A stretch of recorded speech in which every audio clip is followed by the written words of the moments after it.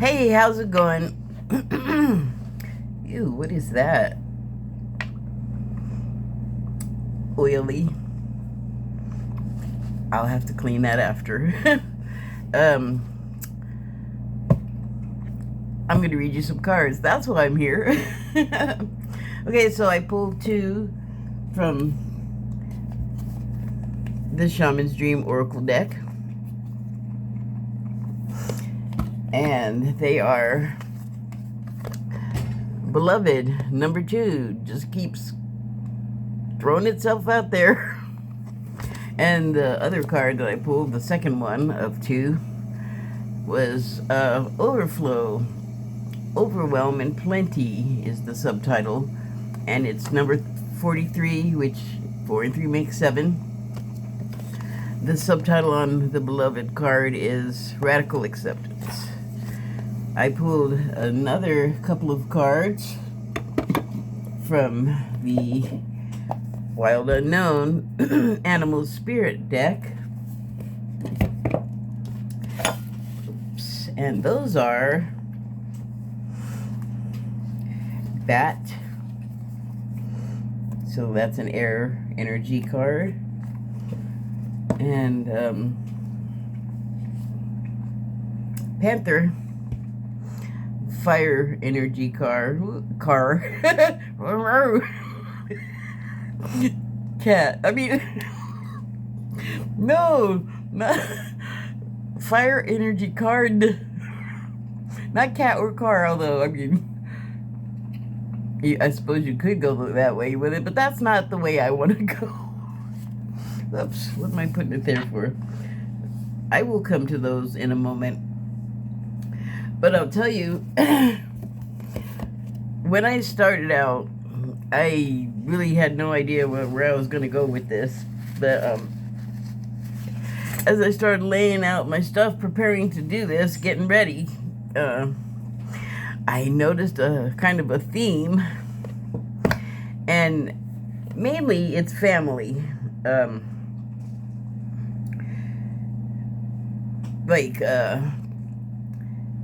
How there's a focus on family politically in certain quarters, and boy, is that word subjective, family. Some of the things that councils and groups that name themselves family, this, that, and the other thing, their like goals and ideology are like I don't know. I mean, it seems more like a concentration camp or something rather than like just your family unit. Or like the groups and organizations have these ideologies which, you know, they expect everybody to just take up and adhere to. And I mean, no. Like a lot of times what they're saying is nutty, because they have a lot to say about what goes on in families other than the ones that they personally are in. And it's like, to me, that should not be the focus of family. Like, true, humanity is one large family, if you will, but we do everything we can, seemingly, to distinguish ourselves from each other, so much so that we like think we're different. You know, people make decisions for a lot of reasons, and they don't always make sense to the other person onlooking, being interacted with. I mean, we're like kind of really wrapped up in ourselves, and so we get these ideas in our head that, like, this is how things are supposed to be, in my, well, I was gonna say in my opinion, but like that part kind of gets forgotten because it's like, oh yeah, I am talking about myself and like my family, which is correct, I think, if you're gonna be talking about that kind of thing. I think it's less correct when you start talking about what other families, again, that you're not in, get up to. Good, bad, or ugly, it's like none of your business unless it affects you directly, is my feeling about it. But I mean, that's when I'm talking about the collective human family. There's the political families, families that take up and whole generations are like members of a party type of family, generational groupings. Fine. It's fine.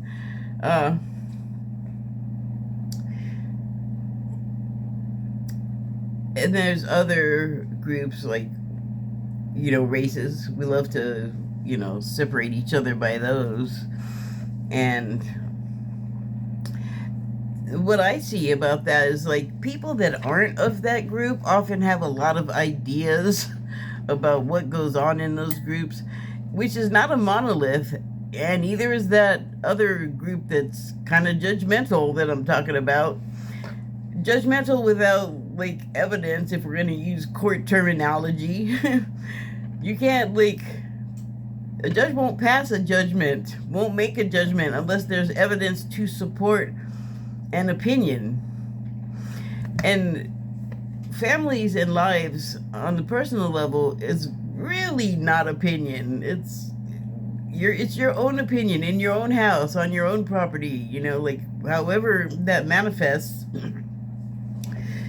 But I don't know. I mean, I obviously have a problem with people exceeding those boundaries excessively, let people ask for help, or if you have a problem with what someone is doing, they're too loud or they're whatever as a neighbor, I don't think showing up without maybe having said much of anything except for open hostility, showing up jumping down people's throats, assaulting people, shooting people, that's been happening. And it's wow, man, I think it's quite a jump to go from your noise is bothering me to I'm gonna go over there and shoot you to death. It's kind of the degree of, I don't even know what to call it, insanity. I don't know. I mean, I think it's insane to go do something you damn well have to know, especially if you're an adult that has been able to procure a gun, you're of a certain age.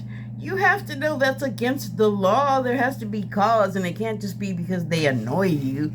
There's steps you should take, if you don't want to meet the people face to face, you can put a note in their mailbox, or you could, their address, mail it to them. Look in the phone book if possible, or what are the phone books? I guess we don't have those anymore. Ooh, I'm old. But, you could find people's phone numbers. There's a number of ways you can approach people.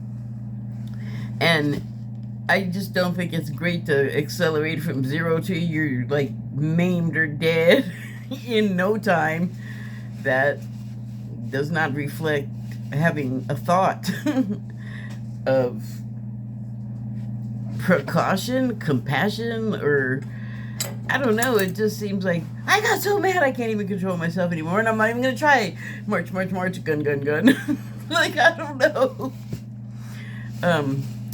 And that's not neighborly. That's not humane to the human family.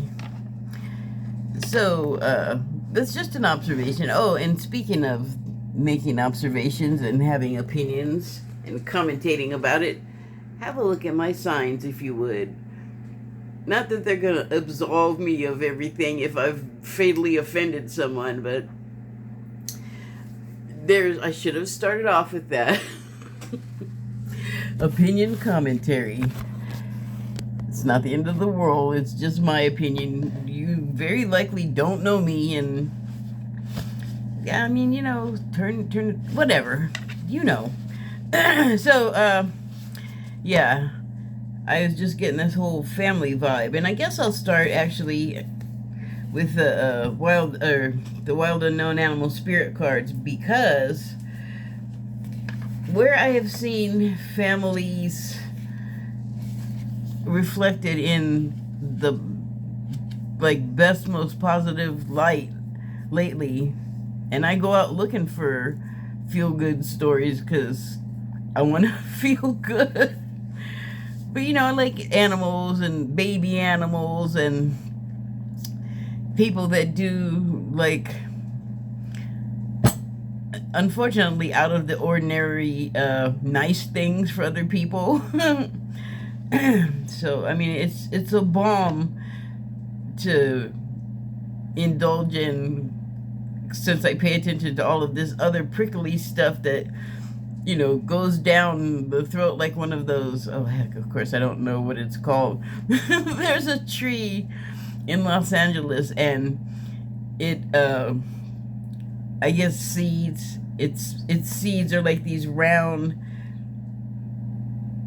things, balls, and they have like these sort of barb things growing out of them. They're like pointed. If I can find a picture of it, I'll put it in the information box, but I feel like it would go down your throat like one of those, like it just would be unpleasant to swallow. Anyway, but animal families and people that adopt the animals, and I pulled bat, and again, as I often do, I'm gonna associate also the bat with the Bat, the world's greatest detective, the Batman. And I just realized that as I've been watching so much bat content on YouTube, like cartoons mainly, but also movies, stuff about the directors that made the movies and the writers and all of that, like it's very bat intensive. But also the Batman has the family history is like a major part of the bat arcana. And just like a real life family on this side of the screen, the Bat family is all, I'm just gonna say it, fucked up. They love each other, but they're also a family where the head of the family is essentially a psychopath. He just won't kill, but otherwise, yeah. If you don't know about Batman, it's not hard to find out. But with actual bats, they are, I think, in the wild, pretty family-oriented groups. I'll have to make a note here and look and see if bats are monogamous. Oops. Oh, no. Where's the point? Okay. Pencils. You gotta sharpen them. Darn it. That thing was down to the wood. Okay, so yeah, I'm gonna, if I make a note, I can put the information in the information box. So are bats monogamous?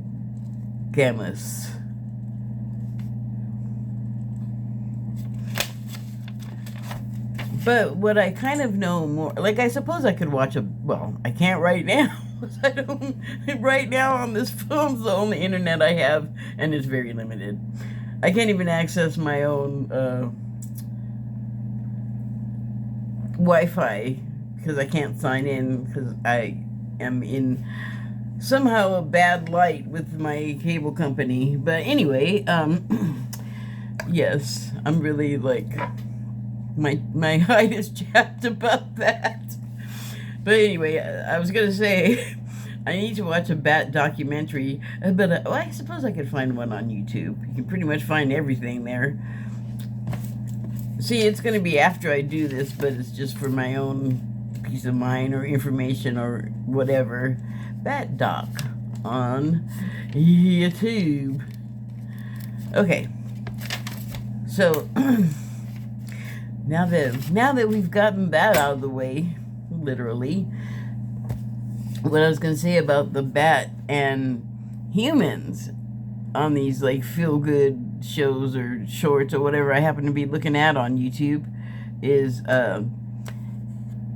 some of these guys, like any animal, end up at like animal services, whatever, humane society or whatever is in the area that deals with wild animals or just animals in general. But there are places that are like, I guess, bat sanctuaries, or just end up with animals that need to be adopted that need help. And so that seems to be the way I see most civilians end up with a bat. Although there are stories about bats that are like in like facilities. Like one place has an older bat that can't see or fly or something like that, and I think it lives at a vet hospital or something like that. And like one of the video that I saw about is about one of the techs that works there, like carrying the bat around and helping it feel like it's flying. And that is like that is so nice. Like, what a nice thing to do for the poor bat. And it's an old guy, you know, and it's it needed to be rescued and aided, and so that just got me in the heart bone. But the other stories are like of some individual that ends up with a bat that can no longer be with its, I don't know what a cluster of bats is called. Now I have to find out what that is. What is multiples of bats?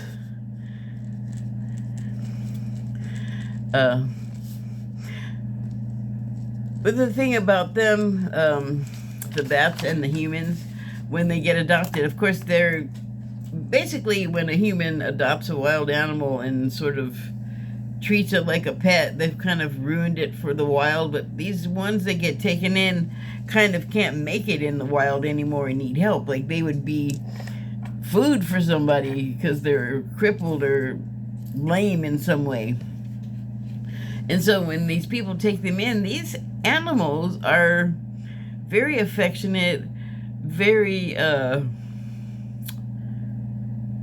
very much like a dog or a cat. They just don't look like it, mostly. I mean, they get a bat is a funky looking animal if you think about it. They got kind of like a dachshund thing going on in the face, and cat-ish ears or cut dog ears, and then the rest of the bat things that make it a bat is like only a bat, and like Dracula or a spider has some of the stuff, the physical features. There's like a melange of weird shit, like a platypus. But that's okay. They're also, once you get to see them, very cute and engaging, and very sweet. Like, poor things get a terrible rap, like tarantulas. You know what I'm saying? So, but you know, they're very affectionate and they're loving when you give them love, just like pretty much any other being on this world. And they're sort of like other things we're friendly to, and then they're sort of like things that we've told ourselves are alien and scary. But like I was saying, when these people take one of these home, or you see them being treated in captivity or whatever, they are not monsters. And the way they take to the adoption with the humans, and then also getting along quite well with the domesticated animals, like normal pets like cats and dogs.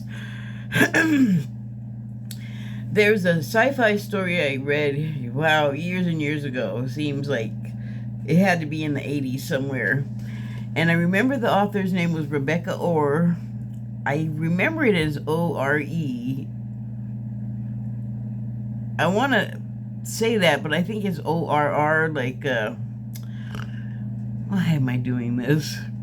Bobby Orr was a hockey player that was famous when I was a kid. Same spelling, I guess is why I'm bringing that up.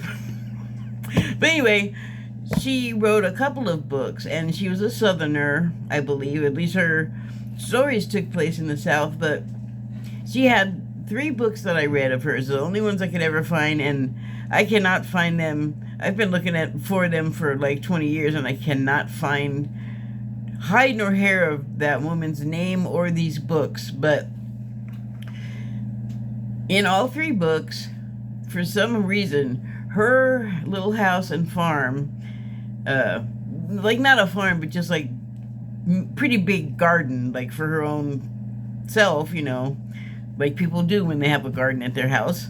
And she had a job, like she was just a regular person, and for some reason ETs kept landing like on her property, and she knew that like you don't report stuff or tell people because then the men in black will come to your house or something, which was not what she said, but the protagonist was a she in the stories.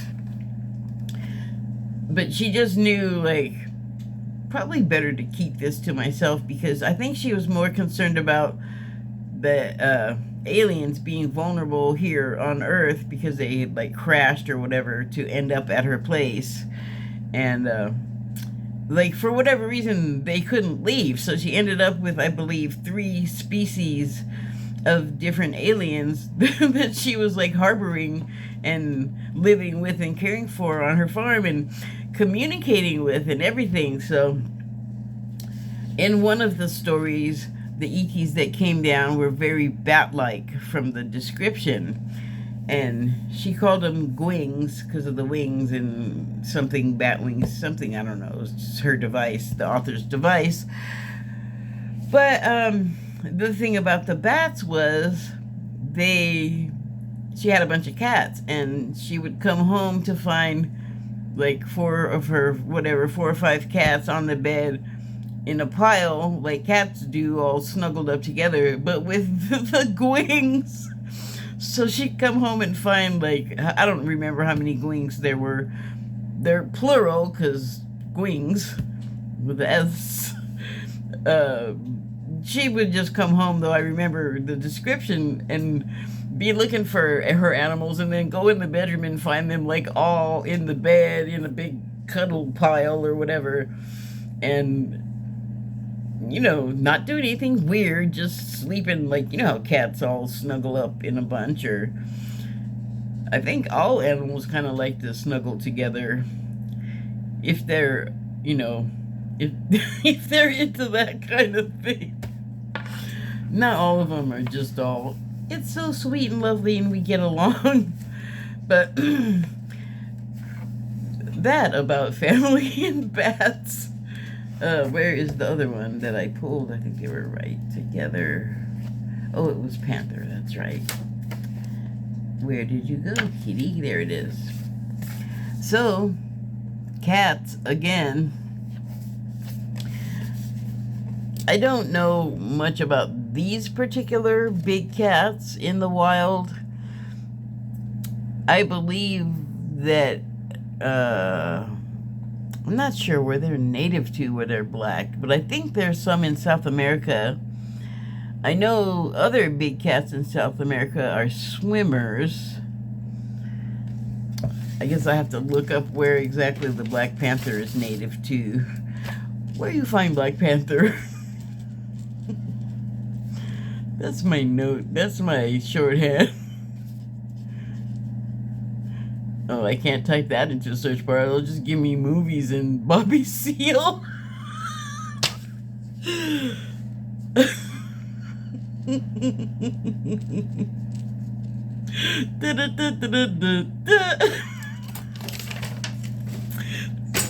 Sorry. Well, actually, I'm not sorry. I'm pretty amused. Anyway.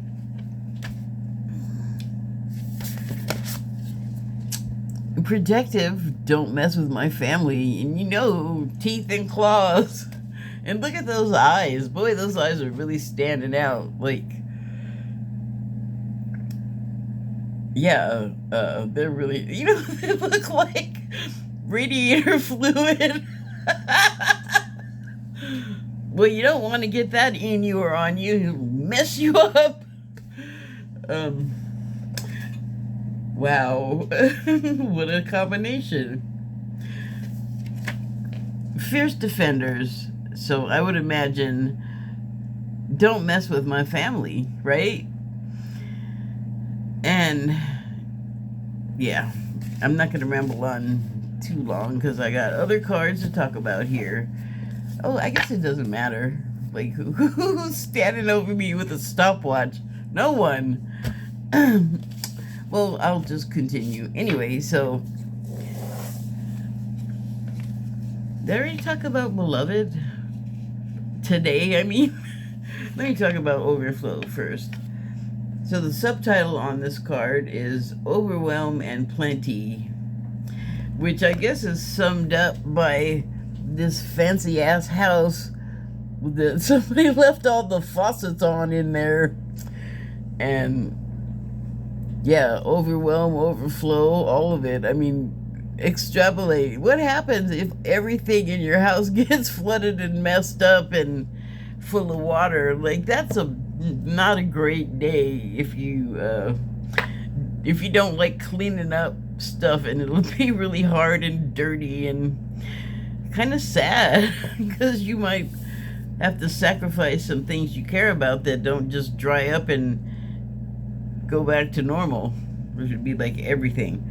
But everything I just said sounds kind of like the bummer side of things. Symbolically, this could be like the proverbial cup runneth over. Like, you just have so much good and plenty. Sorry, I just was thinking of the candy. But I can kind of understand this feeling because personally right now I have like a lot of positive things happening in my life, and then there's other things that are happening that I shouldn't give the idea that they're negative. They're just challenging, let's say. And man, the past couple of months have been all about like, oh, this makes you uncomfortable, here, have several servings of it.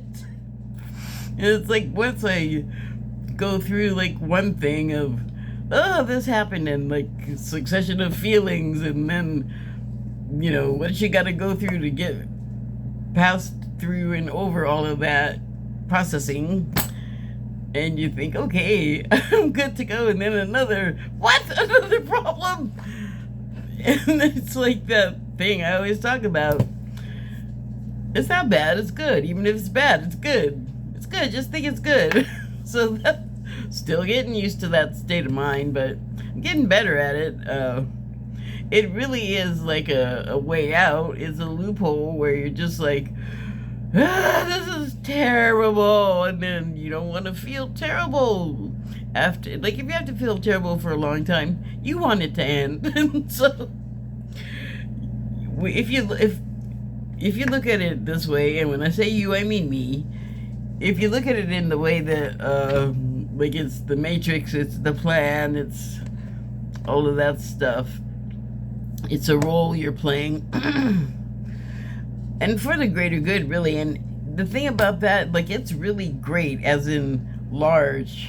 I'm using small words to convey what I mean. It's universal. Like, if we get it right here and learn to look at each other as beloved and burn through like all of the feelings and sacrifices that we would potentially all have to make in order to meet each other at the same place, all of us who have something to disagree about, if we come through that, like, we're gonna look pretty good. We're gonna feel pretty good, but we're gonna look pretty good as far as what we do here in this like grand exam we're going through. Are we gonna be good and kind and nice to each other and generous and sharing and compassionate and loving? Or are we going to be stingy and mean and authoritarian and like just making a life of all of the things that are kind of mean and ugly, like, you know, finding fault with other people for all of the really kind of spurious reasons. Because if you look at it from the other side, it's like, don't take it so personally. Like, yeah, like, get into it and give it your all as, you know, the actor playing your role. But at the same time, like, you remember you're acting here. You know, like, it's not personal.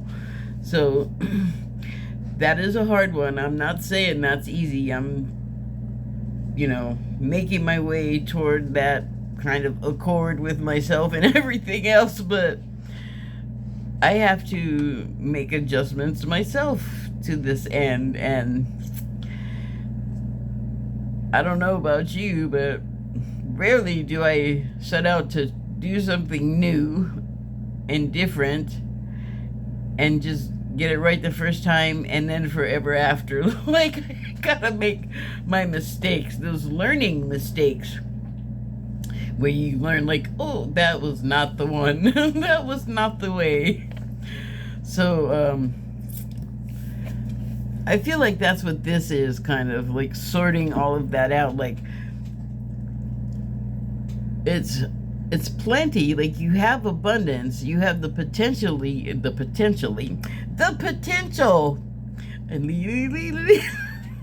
you have the potential to always refurbish, restock, reacquire whatever gets wrecked. And maybe it's not a bad thing that, like, I don't know why I'm getting a vision of a really ugly piece of furniture, but, like, maybe there's things in this place that are like the really ugly piece of furniture, or you don't like it for whatever reason. It's old, it's out of style, it collects dust, it's heavy, whatever it is, you know, and maybe you're keeping it around because it was your grandmother's, or it came with the house and you don't have the money to get another one to replace it. Like, whatever it is, sometimes you just have stuff that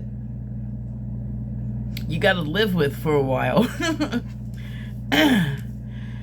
But when you have a situation like this house damage, then it's like a cycle came to an end, or like a storm season arrived to sort of reset everything and, like, wash things away, like a mini biblical flood. But you're not all washed away and killed. You have survived and you can replace things. So, I mean, and that is, like, hello, that's life. Like, think of plants. You know, they grow young and new in the spring and fruitful and bountiful in the summer and fall, or the spring too. But they have a season. There's a period where they're abundant and full of plenty, and then, you know, a storm could come along and just destroy all of that life, new life. Or a financial storm could come where the farmer loses the land where the stuff is growing. I mean, things happen, and then it's kind of like part of our plan, roles, lesson at the school, like how best to fix this, like reemerge intact and not bitter, and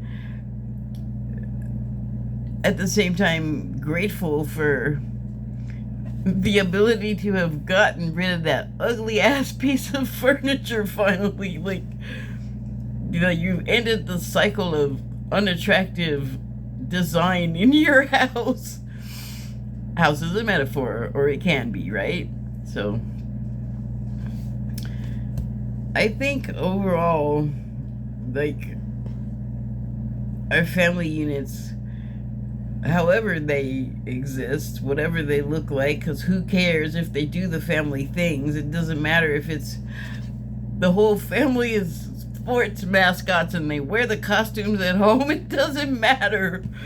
They're still there, like, coming home from work, eating dinner, eating breakfast, you know, like having small mascots. They go to small mascot school every day. You know what I'm saying?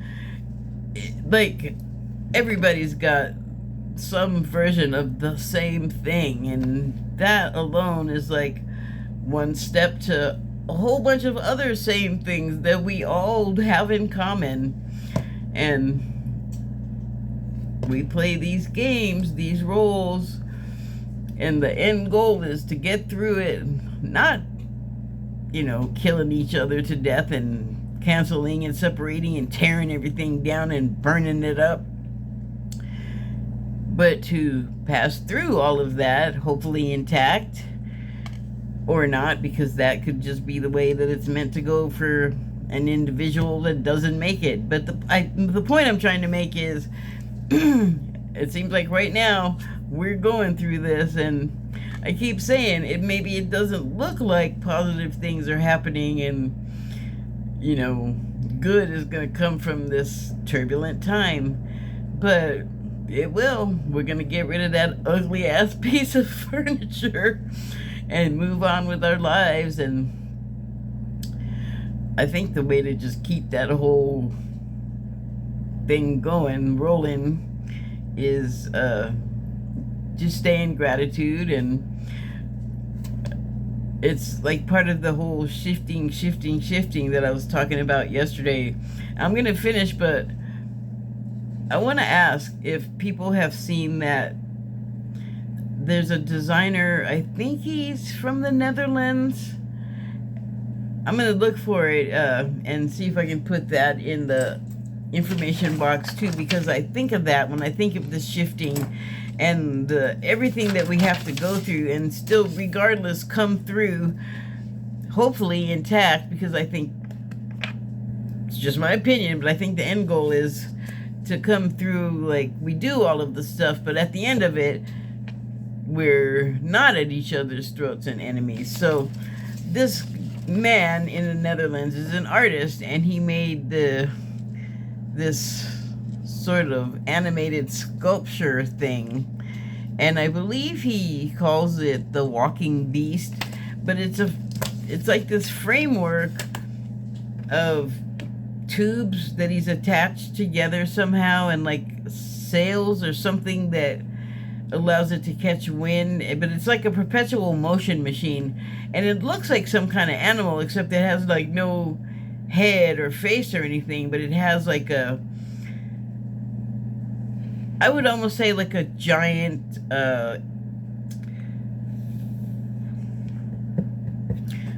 what is the time where there was the dinosaurs? Like a giant some kind of bug, but it doesn't have like a discernible face, head, and neck, and so maybe it would be retracted in the shell, but it kind of looks okay. I don't know how good of a drawing this is gonna be, but it kind of looks like this. Like it's got some sail stuff going on. Hold on, I'm drawing it, and then it's got like all these leg sections that walk, it looks like. This is a terrible representation, but if you've seen this thing, you could get the idea.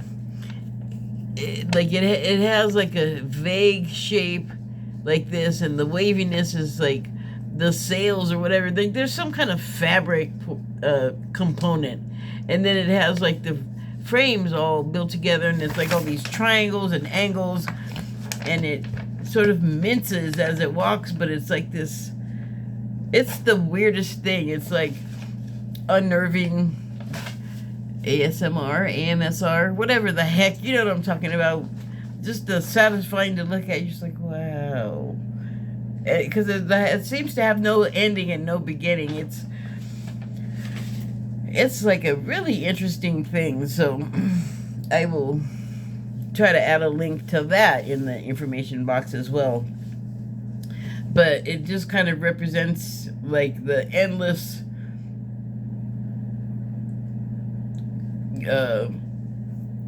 motion of like time and events. Like time just marches on. All right, thank you and good night.